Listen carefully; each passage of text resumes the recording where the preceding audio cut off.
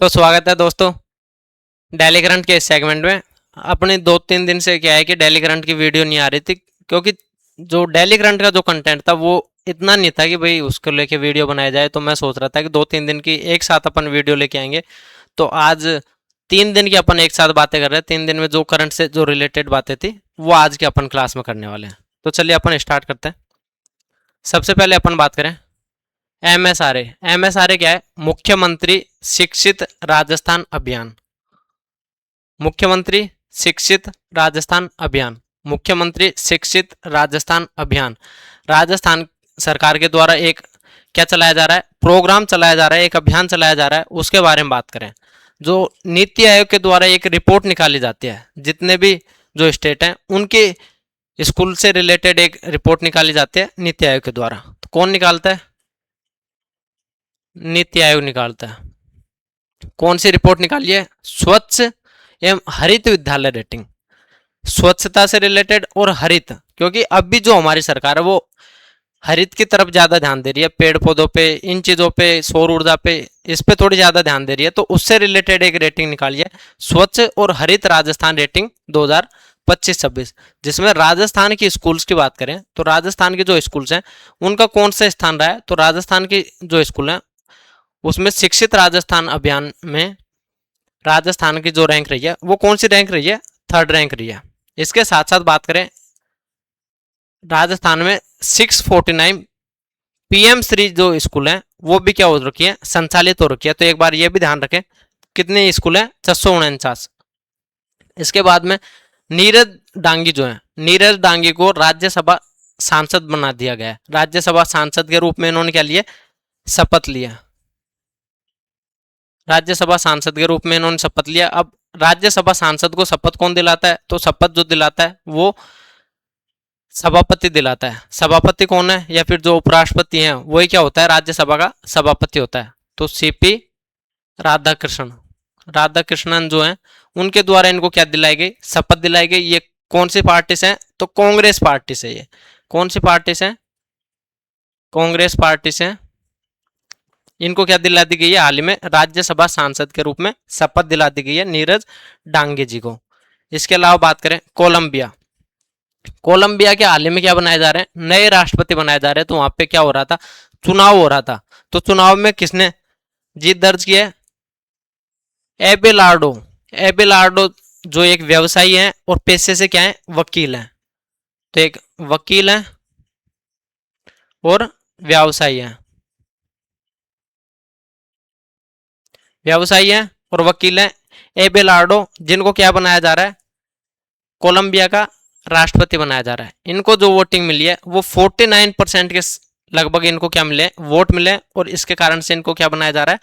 Colombia का राष्ट्रपति बनाया जा रहा है। तो ये थोड़ा ट्रेंड में चलता रहा है कि जो छोटे देश हैं या फिर ऐसे जो देश हैं जिनके बारे में अपन जनरली बातें नहीं करते हैं, उनमें कोई ऐसा पद पे कोई व्यक्ति नियुक्त होता है तो उनके बारे में हमारे पूछ लिया जाता है। तो ये भी ऐसा ही पद है, इसके बारे में भी आप ध्यान रखें।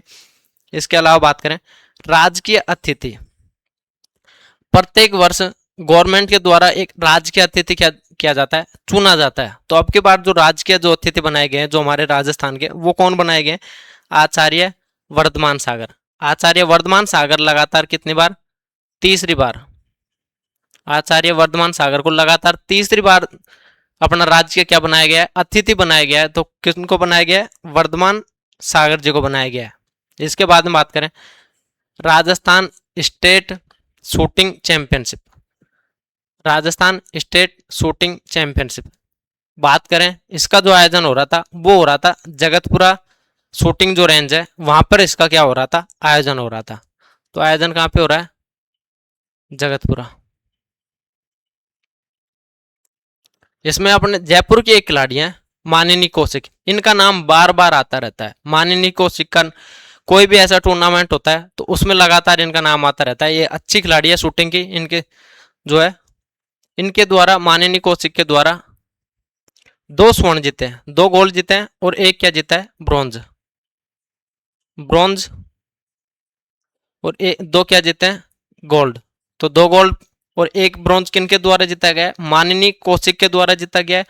कौन सी चैंपियनशिप में जीता गया है? तो राजस्थान स्टेट शूटिंग चैंपियनशिप में जीता है। कहाँ पे आयोजन हो रहा था? जगतपुरा जयपुर में आयोजन हो रहा था। इसके अलावा एक जो यूथ वर्ग में जो खिलाड़ी हैं, आर्यन पालसानिया, आर्यन पलसनिया, उनके द्वारा क्या जीते गए? 2 रजत पदक जीते गए। ये भी आप ध्यान रखें, 2 रजत पदक किनके द्वारा जीते गए? तो आर्यन के द्वारा जीते गए। आयोजन कहाँ पे हो रहा था? जगतपुरा में हो रहा था। इसके अलावा एक जो चैंपियनशिप है, इंटरनेशनल शूटिंग स्पोर्ट जो फेडरेशन है, इंटरनेशनल शूटिंग स्पोर्ट्स फेडरेशन, इसकी एक क्या चल रही है? प्रतियोगिता चल रही है, एक चैंपियनशिप चल रही है। कौन सी? जूनियर निशानेबाजी। तो कौन सी चल रही है? जूनियर वाली चल रही है। जूनियर वर्ग में भारत की तरफ से शिवा नरवाल और युग प्रताप सिंह।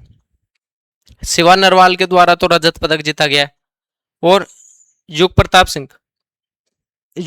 सिंह जो है उनके द्वारा क्या जीता गया है? ब्रॉन्ज जीता गया है। कौन सी चैंपियनशिप में जीता गया है? International shooting sport federation. इनमें जो जूनियर वर्ग की जो चैंपियनशिप चल रही थी, जूनियर जो निशानेबाजी चल रही थी, उसमें भारत की तरफ से 2 खिलाड़ी थे। एक कौन थे? शिवा नरवाल, और एक थे युग प्रताप सिंह। शिवा नरवाल के द्वारा तो रजत पदक जीता गया है, और युग प्रताप सिंह के द्वारा क्या जीता गया है? कांस्य पदक जीता गया। इसके आगे बात करें, जयपुर की एक महिला है नीलिमा।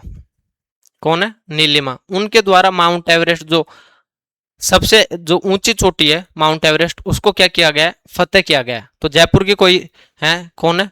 नीलिमा। इनको थैलेसेमिया की कोई बीमारी थी, उसके बावजूद भी इनके द्वारा क्या किया गया है? माउंट एवरेस्ट को क्या किया गया?